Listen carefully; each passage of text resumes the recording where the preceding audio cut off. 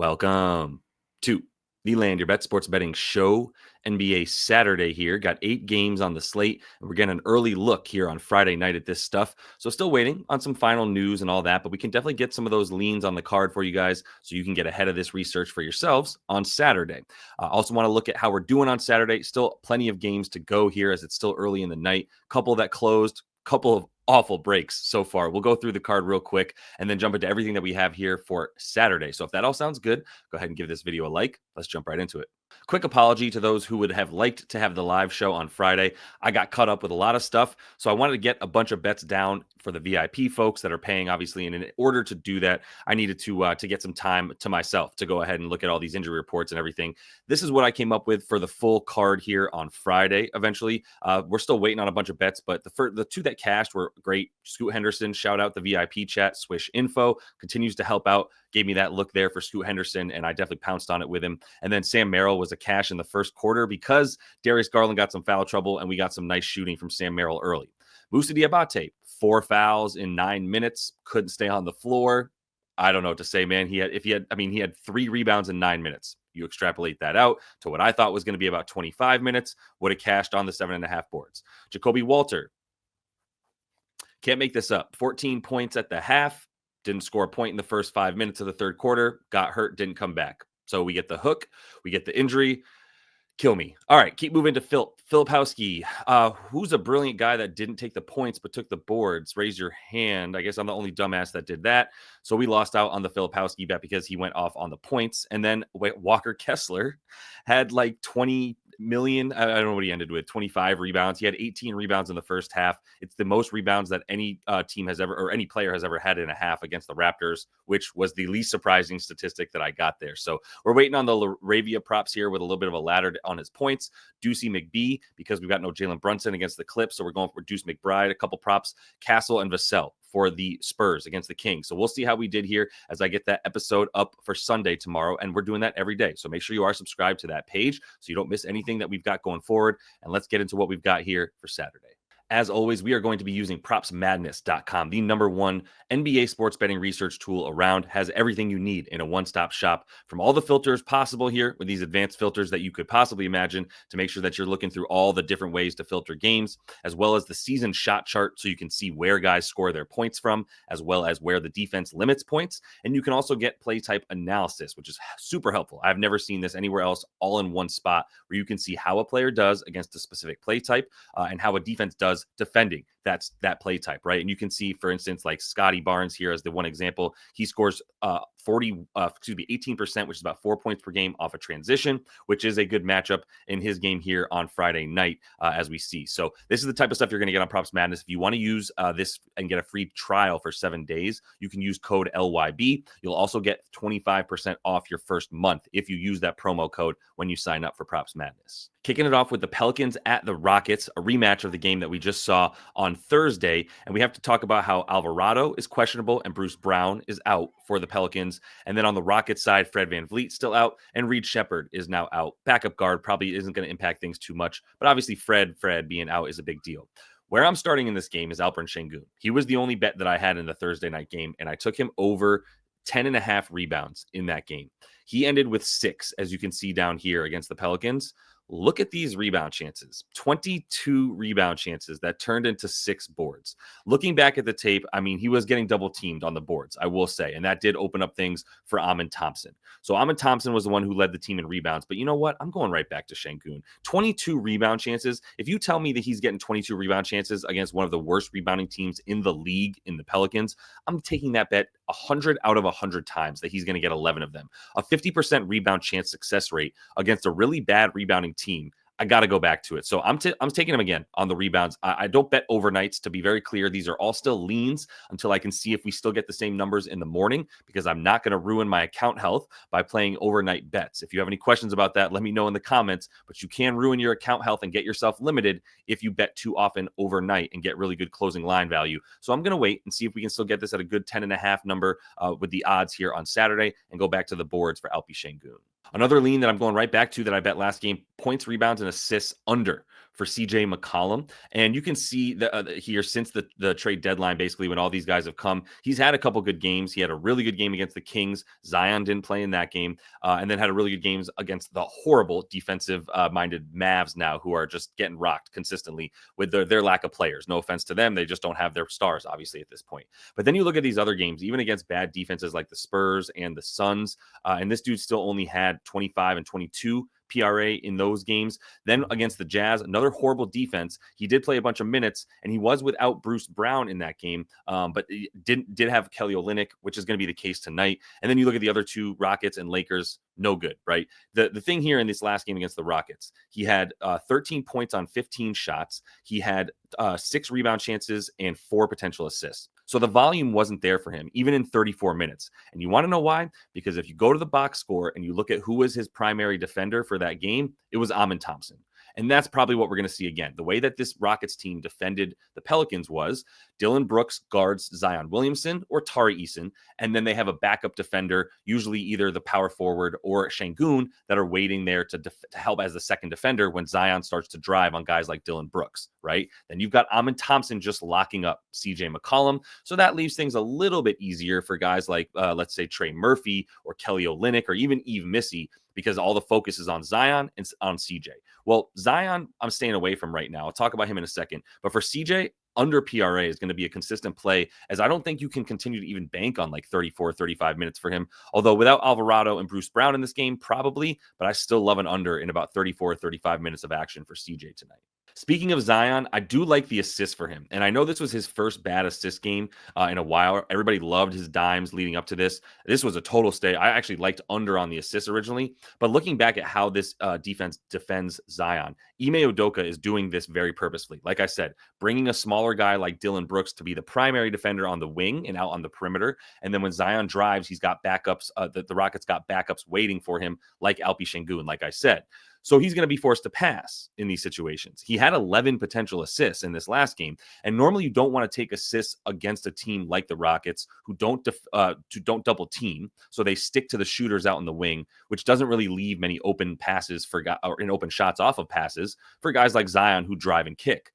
But that's not totally how Ime is playing against Zion. And we've seen that against Zion in the past, that Ime Udoka defenses, including last season. If you look at Zion against this team last year and you go to the head-to-head and you choose the assists here, he had a couple good games with the potentials consistently, right? In the first one, 34 minutes, only 6 potentials. All right, fine. But in the next game, when he's got guys like CJ McCollum around him, he's got 15 potentials in this game, 11 potentials in the last one. And then in this last game in 24-25, another 11 potential assists in this game. So I think at 11 potentials, I do like him for plus money at 5.5 dimes, but we might even be able to get this at 4.5. So contrary to popular belief and opinion, I am going to be betting an over on Zion assist if we get this at 4.5, or if I can still get plus money on the 5.5 here tomorrow. Quick reminder, I'm still running that opportunity for those of you who want to test out the VIP and check everything out. You can get a free month if you want to jump into the VIP. Just sign up for any of the books that you see scrolling underneath me, such as Chalkboard right now. Got a few others that are all available in the description of the video and linked there right there for you.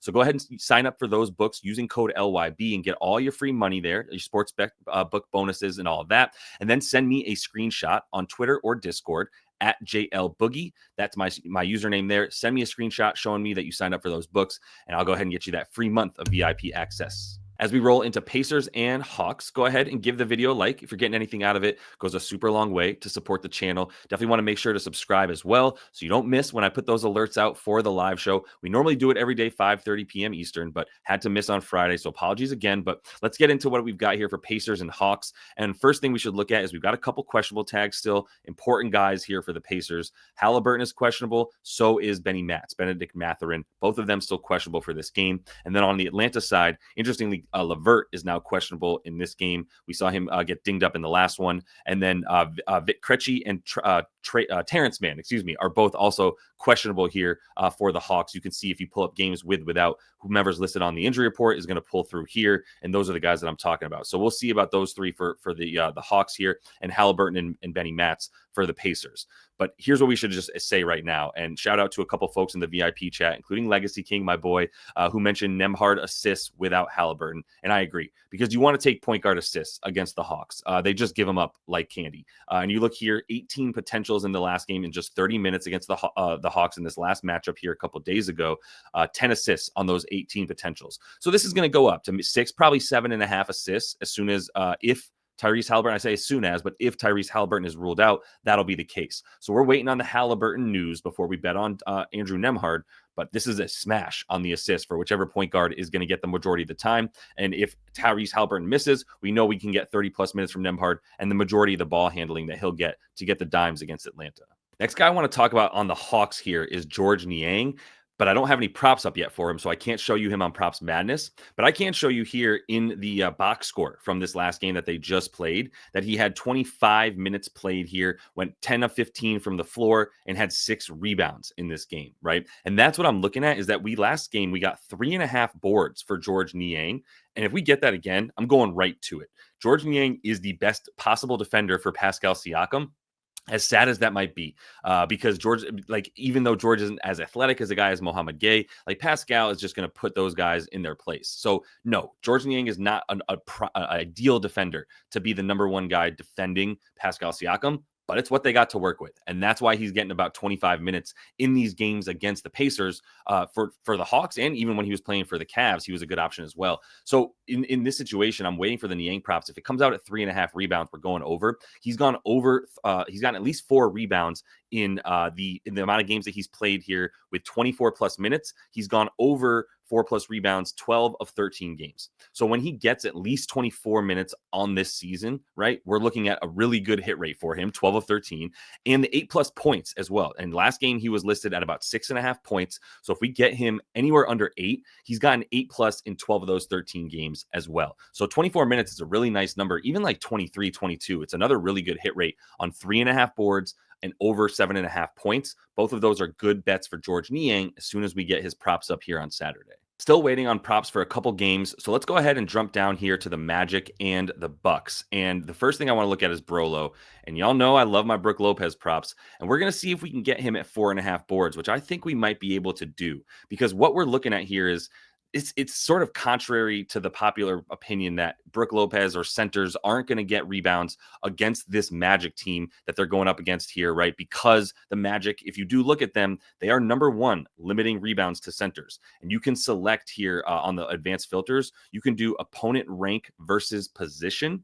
And it'll show you how the defense does against this guy's position. So Brook Lopez is a center. If I look at the Magic here and I hover over the game they're about to play, I can see that they are number 1 limiting rebounds to that position, which makes sense. However, Brook Lopez is great in these situations because he actually does get more rebounds when the team that he's going up against is better at rebounding. You look at him in the matchup against this team. If we make this 4.5, which is the number that I'm hoping to get here, he's gone over in 2 of 3 this season. But the key here is he's had double-digit rebound chances in all 3 games, and that actually holds true last season as well. If you look at his rebounds, he normally goes for double-digit rebound chances. The only one he didn't, interestingly, was against Giannis Antetokounmpo because he was forced to guard and do more trying to block shots as guys were able to get into the lane more easily, and Giannis wasn't there to defend the rim like he normally is when he's playing free safety. So with Giannis, he's actually a better bet to get the boards here. He's gotten more rebound chances per game against the Magic with Giannis, who's going to be out there with him in this game,